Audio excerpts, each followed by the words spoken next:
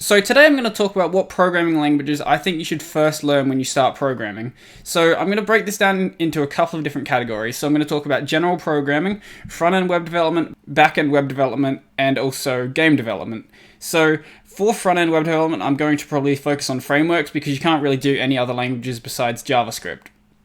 So the way that I'm going to approach this is as if I was going back in time and telling myself like what I should have focused on, because the way that I learned programming through uni, there was a lot of, delayed learning and a lot of weird structure. So if I was to go back and fix that, then this is how I would do it. So if you're new to the channel, remember to subscribe and ding the little bell icon down below because it really does help the channel out a lot. I'm trying to hit 100 by the end of the year. Don't think it'll happen, but we can always dream. So now that that's out of the way, let's get started.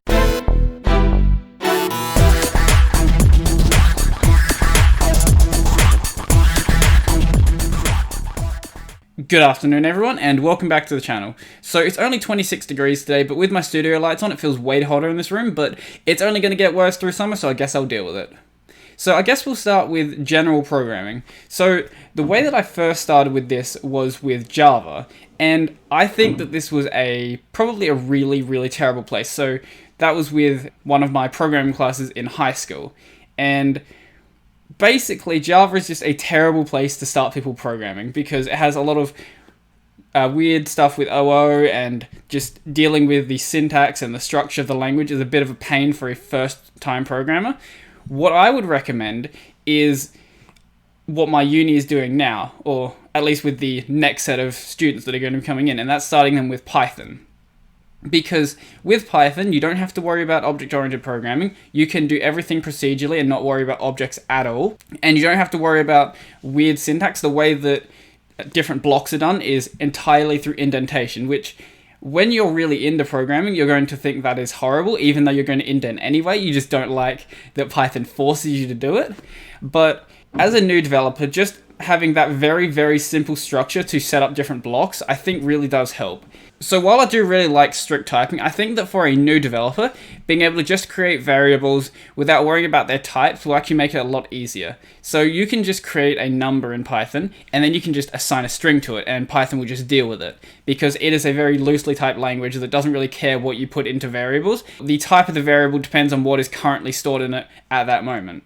So the other reason that Python is a good choice is because it does have the option to be an OO language. So while you can do everything and completely ignore OO, once you do understand the basics of functions and loops and if statements and variables and blocks and things like that, you can actually use it to learn object-oriented programming, and that's what my uni is going to be doing as well. I think that while Python isn't a very good tool as a professional developer outside of just simple system management scripts, it is a very good learning tool, and I think that it should definitely be used as one. So I'll talk in another video about what you should do after you've gotten good at just basic programming, but for now, I think that's a good baseline for just general programming. So next up is with web development. So everyone obviously will do like HTML and CSS before they touch any JavaScript, but we'll start directly from JavaScript because that's where you can start actually diversifying and changing up how you initially learn. So obviously I think you should actually learn the base JavaScript. You should learn the current version of ECMAScript, which is ES5 right now, which is supported by basically every browser under the sun, except some like old versions of Internet Explorer. But we don't talk about those anymore, so let's not worry about those.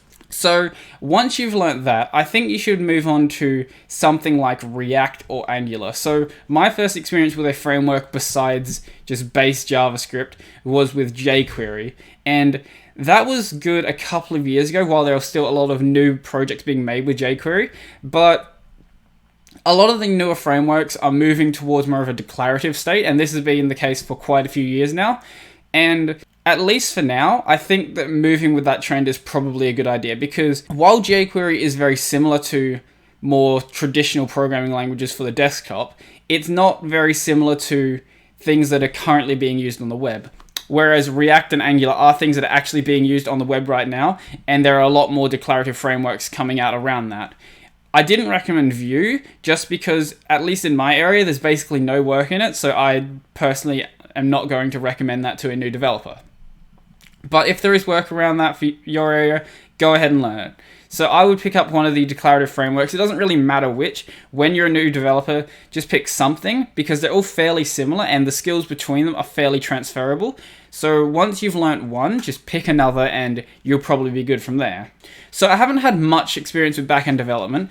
Most of the stuff that I've done has been just building a REST API. And when it comes to building a REST API, it really doesn't matter what language you're going to do it in. You can use JavaScript, you can use PHP, you can use C#. You're going to get the exact same job done. I've only ever built a REST API with Python using Flask, also PHP, and a little bit with C#.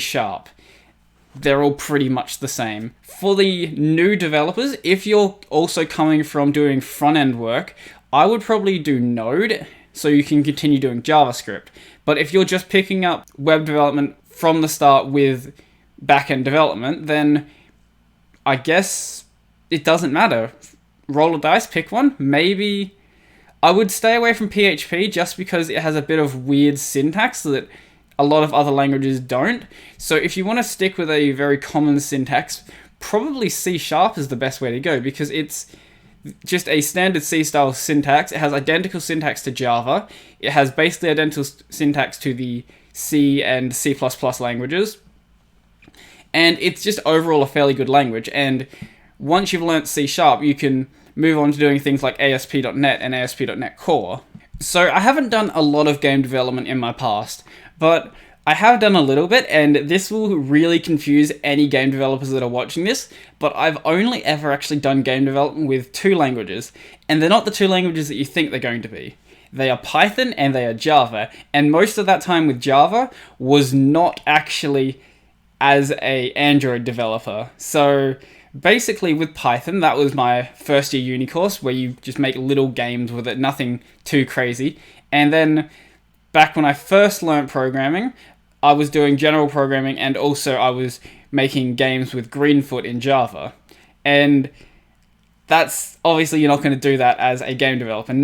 Basically no games are written with Java. There's a few exceptions, and there's a few exceptions for Python, especially if you're going to get into making visual novels, for example.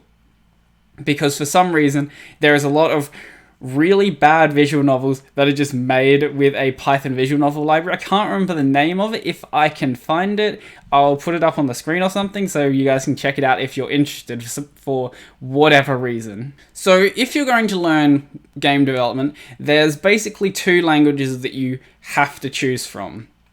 There's a few other exceptions, but these are the best baseline. So if you want to do Unity, you're going to do C#, and if you want to do Unreal, then you're going to do C++.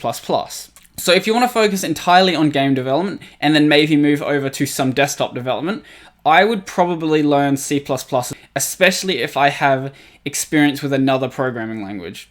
But if I'm just starting out and I have no other experience with other programming languages, and maybe I also want to transfer my skills over to, say, back-end web development, for example, or Windows development, then C# is a much better choice.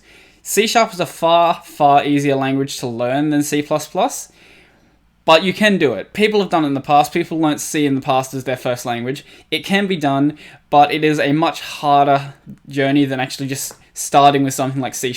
But either way, they have basically identical syntax. So once you've learnt the syntax of one language, you can learn the syntax of the other.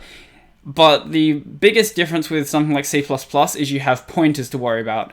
Whereas with C#, like with Java, they are what everything in the language is made up of, but you don't have direct access to pointers. So I have far less experience with game development than any of the other fields. So I don't really have a perfect answer for this. I would probably recommend C# just because it's easier. But because I haven't done much of this, maybe C++ is the better option. Let me know in the comment section down below what you guys would recommend. So I think that is pretty much everything for that. So if you learned anything from this video, then let me know in the comment section down below. And if you think that I'm completely wrong, also let me know, and maybe I'll make a correction in the comments or do another video like this. So if you like this video, I'm going to smash that like button and leave me a comment down below letting me know what you think. If you notice that my face has gotten shinier and shinier over this video has been going, it's because it is really hot in this room and I might be a little bit sweaty.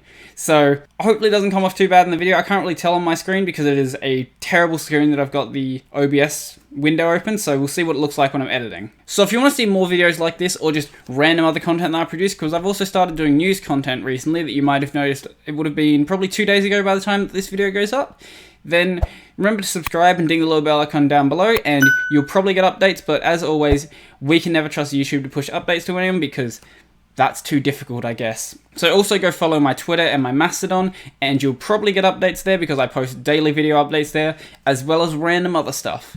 So if you do want to see stuff, go follow those. So I think that's pretty much everything for me, and I'm out.